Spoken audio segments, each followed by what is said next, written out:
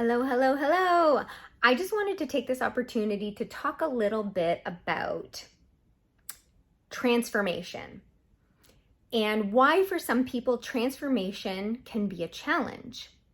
Well, here it is. We all have an ego, and our ego essentially is the part of our brain that is meant to keep us alive. And back in the prehistoric days, we experienced danger potentially at every turn. And so our nervous system and our ego together work to keep us living, breathing, and safe. And so when we are ready, or we feel ready in our mind to transform an area of our life, say for example, you want to transform your morning routine, or you want to transform your body. Maybe you want to get in the best shape ever. And for some reason, we can't stick to or pursue what it is that our goal is for more than a day or two. Some people make it a week, some people maybe even two. And then we fall right back into old patterns. The reason this happens is because even if we're unhappy in our body or unhappy with a circumstance that we want to change, it is familiar, and that makes our ego feel safe. So knowing what we are going to experience becomes more of a priority to our brain and our ego than transforming and thriving. I hope that this makes sense. So we almost have to trick our brains. And this is where visualization, vision boards, dream boards, allowing our imagination to go where we're headed before we're there. This is why lots of people recommend meditation. Clearing our minds creates an opportunity for us to really become aware of the thoughts that we have, as well as begin to interrupt maybe negative thought patterns that aren't necessarily serving us.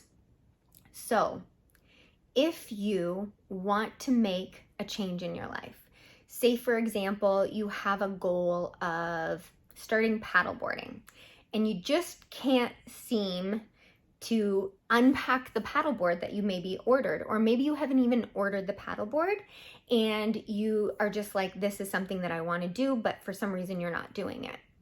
Begin for a minute. Just take a minute out of your day in the morning and take a minute out of your day in the evening and just picture yourself on serene waters paddleboarding.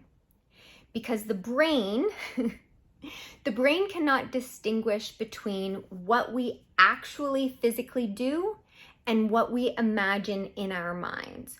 So if we go where we want to go in our minds first, consistently, we are less likely to be sabotaged by our ego, because our entire being and our brain believes it's already done. So even if this is, maybe you want to establish a new walking habit, or you want to establish the habit of going to the gym, begin by closing your eyes and just picturing yourself doing the thing that you want to do. Ironically, if it's something that's easy, so paddleboarding, if you don't have a paddleboard, it might not be easy yet. But if it's something that's easy, like going for a walk, so imagining going for a walk, often, if it's possible, you'll want to just throw on your shoes and go for a walk then. And the more I talk about this, the more I want to even just shut this off and go for a walk. And I know Penelope would appreciate it too. But this is powerful stuff when creating new habits, or even creating the intention of forming new habits. Because sometimes if we are like, oh, I'm going to do this, I'm going to start this habit, and then we do it and then we fail and then we feel like a failure, so we don't even want to try anymore. we fall into that category of self-sabotage, where we don't do it because of the fear of failure. And so visualization can be your superpower. So what if I'm unable to imagine something in my mind? Okay, so say you're unable to imagine something in your mind. I've heard this from a couple of people, so this is why I want to address it. Find a picture online of someone walking. So I'm just going to use the walking example. Maybe walking on a sunny day or walking in a forest. Save that picture on your phone and then look at that for a minute, twice a day. I think some people with a logical brain feel like I can't picture like an actual picture in their head. So it's ultimately what we want to do is we want to practice the feeling of going for a walk. Like, how does going for a walk make me feel? Oh, it makes me feel amazing because I get so much fresh air, I get exercise. I also get to please and fulfill a wish of my dog every single day if you have a dog, and just bask in that feeling, because it's the feeling ultimately and that vibration, that frequency that you're on that really begins to solidify it in your experience and in your brain so that it's easier to then implement it as a new habit.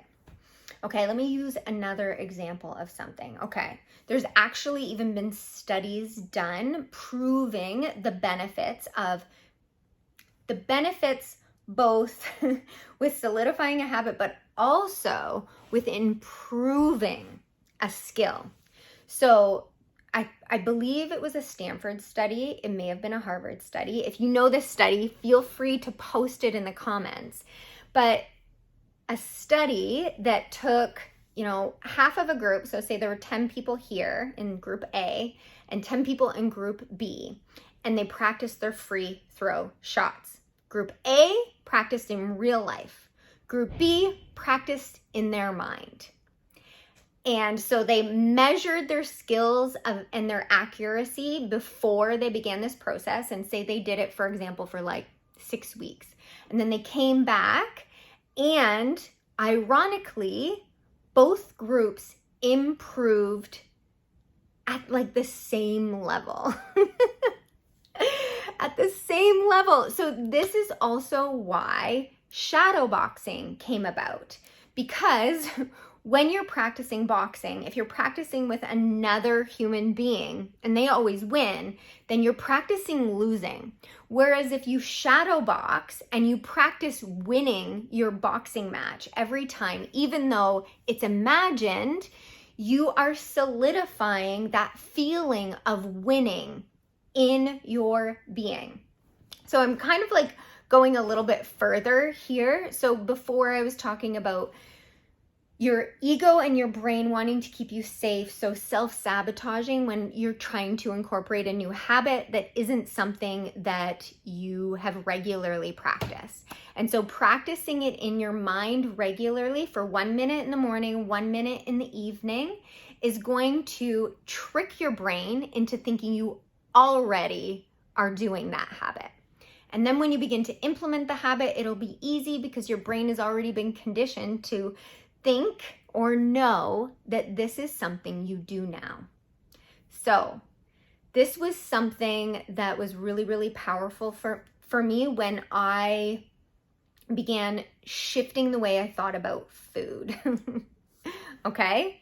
So I began to shift the way I thought about food because when I changed my perspective on how different foods made me feel, and I really created a lot of awareness around that, I was less likely to fall into my regular patterns of eating and more likely to make choices that were most nourishing for my body.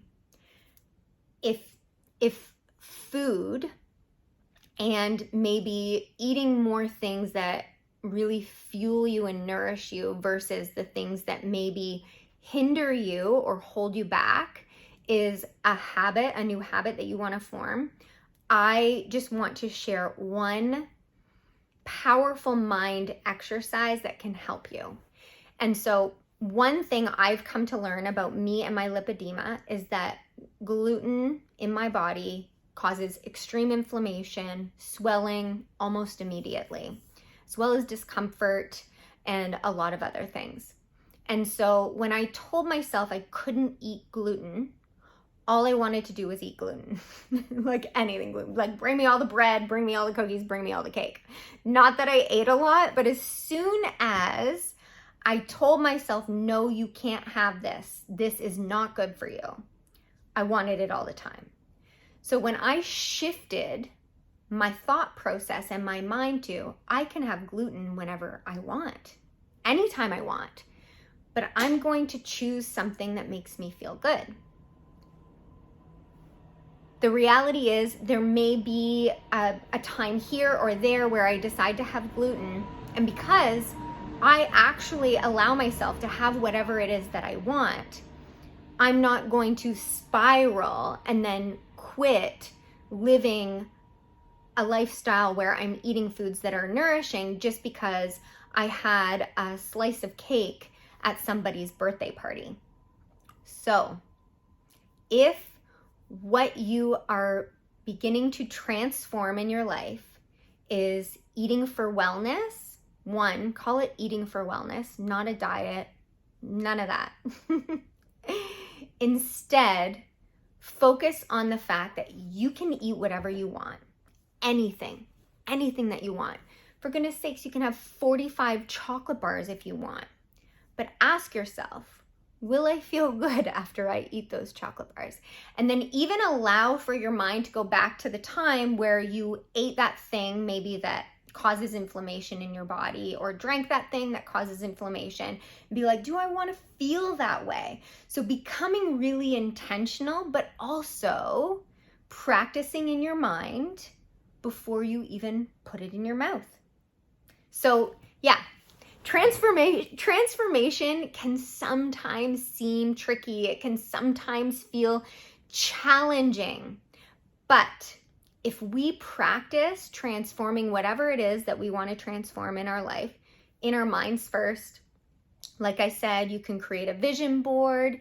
You can just go there in your mind and imagine yourself already there doing the thing that it is that you want to do, and then implement it. After we've practiced that, you're going to be great. Transformation can be easy, so easy. So begin to tell yourself that I can form new habits in an instant with ease. I can form new habits in an instant with ease, whether it's walking more, whether it's getting out and swimming, whether it's wearing compression or utilizing different conservative measures for your lipedema or eating for wellness. Know that you can create, I can create a new habit in an instant with ease. And remember, just practice it in your mind. Just go there in your imagination and just watch your entire world transform. Have a great day.